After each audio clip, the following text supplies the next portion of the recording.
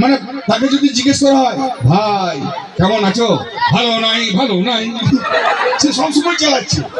বাজারে যদি আলু কিনতে যায়, আলুর দাম কিভাবে জিজ্ঞেস করে, এই আলুওয়ালা তোমার আলুর কত করে কিলো, বলতে হবে বলতে হবে। আলুওয়ালার বস্তা ফেটে যাচ্ছে, এইভাবে দাম বলে যায়। বাড়িতে এসে নিজের বউয়ের কাছে যদি ভাত চায়, সেখানে তো স্লোগান, কিভাবে বউয়ের কাছে ভাত চায়, মুখো বেঁধে চোখকে বড় করে বউকে বলছে, ওই গগিন্নি ভাত দাও ভাত দাও।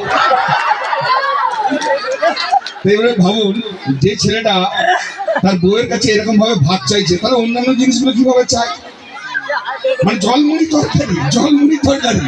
একটু হাততালি হবে সবাই মিলে। যখন এখানে অনুষ্ঠানের জন্য আসছি, তখন আমার তো এখানে অনেক পরিচিত মানুষ রয়েছেন, আত্মীয় স্বজন রয়েছেন অনেকে। তো তাদের মধ্যে দু একজন বলেছিলেন বা এখানে আসার পর কথা হলো অনেকের সঙ্গে, তারাও বলছে যে রাজুদা, তুমি এখানে এসেছিলে আজ থেকে প্রায় হবে মোটামুটি 22-23 বছর আগে আমি একবার এসেছিলাম। একটা ড্যান্সের অনুষ্ঠান হয়েছিল তখন ওই মোড়টার ওই পাশটাতে। তারপরেও বোধহয় একবার মাঠের একটা কিছু হয়েছিল, সেখানে এসেছি। তো যাই হোক, তা আমি একটা আইটেম করি আর কি, বলতে ওই আইটেমটা একটু শোনাবে, কারণ এর আগে যে অনুষ্ঠানগুলোতে আমি এসেছিলাম সেখানে এত বেশি মা বোনের আধিক্য সেখানে ছিল না। আজকে অনেক মা বোনেরা এসছে। তো যাই হোক, তাই আমি একটা আইটেম করি আর কি। তো বললো যে ওই আইটেমটা অবশ্যই শোনাবে, কারণ আমাদের এলাকার সঙ্গে খুব যায় ব্যাপারটা। মানে এদিকে হাতি টাতি আসে তো নাকি মাঝে মধ্যে। হ্যাঁ হ্যাঁ, তো হাতি এলে গ্রামের প্রাকৃতিক পরিবেশটা কেমন হয় সেটা একটু মুখের মাধ্যমে করে শোনাবো। যদি ভালো লাগে একটু হাততালি হবে। এরপরে অনেকের মনে প্রশ্ন জাগতে পারে যে ভালো হলে তো হাততালি, খারাপ হলে তো একটা কিছু অপশন দেওয়া দরকার। তাহলে ভালো হলে হাততালি, খারাপ হলে মনে মনে গালাগালি, আমাকে বাদ দিয়ে পাশে পাশে যে রয়েছে তাকে দিই, অসুবিধা কিছু নেই। প্রথমে জঙ্গল থেকে বেরিয়ে আসে দাঁতাল হাতি, আর তার পিছনে পিছনে আসে পুরো ফ্যামিলি। ঠিক যখন সন্ধ্যাটা হয়, গাছের ডালে বকগুলো নিজেদের মধ্যে ঝগড়াঝাটি করে। বক কিরকম ভাবে ডাকে, এরকম ভাবে বকগুলো ডাকে আর কি গাছে। ঠিক এই সময় গ্রামের কাছাকাছি জায়গায় এসে দাঁতাল হাতি প্রথম একটা আওয়াজ করে। দাঁতাল হাতি কিরকম আওয়াজ করে,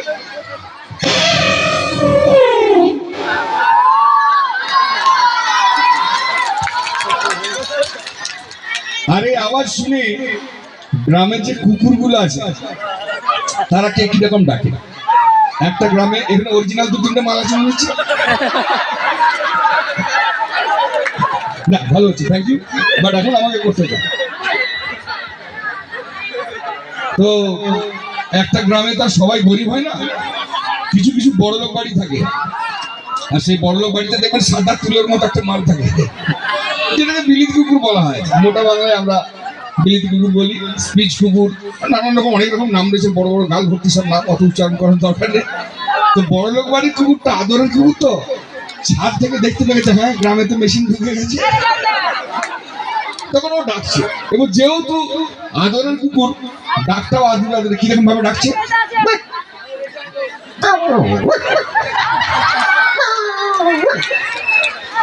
অনেক ভাবছেন কি আমার সাউন্ডটা কম কেন, মাইকের দোষ নাকি? না, মাইকের দোষ নয়, এটা হলো বিস্কুটের দোষ। মানে ও মাল খাই তো বিস্কুট, তার কি টেম্পার হবে। বাড়ির যিনি গিন্নি ছিলেন 20-30 হাজার টাকা খরচা করে কুকুরটাকে কিনে এনেছেন, আরো বেশি হতে পারে।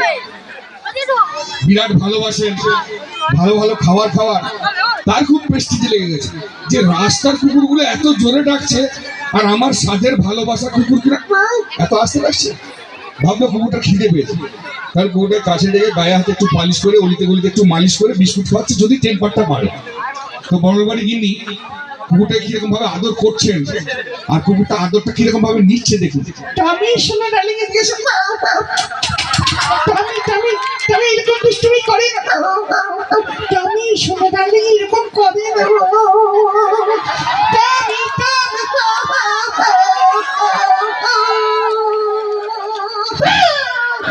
মানে আদর খাওয়ার সময় ছিল। কিন্তু হাতিকে দেখে ডাকছে কেমন, মানে পাকা বাড়ি ভাঙতে পারবে না, ভয় কিছু নেই। আর একটা দেখবেন বেশ মোটা সোটা চেহারা, রাগী কুকুর, হেভি রাগী কুকুর, হেভি মুখ, মোটা সোটা চেহারা। ওই কুকুরটা হাতিকে দেখার পর কিরকম ভাবে ডাকছে, বিশাল রাগিয়ে। আর একটা কুকুর আছে যেটা মার্কেটে বেশি চায়, সেটা কি? নেড়ি কুত্তা। কে বলছে পেঙ্গি কুকুর? নেড়ি কুত্তা নাম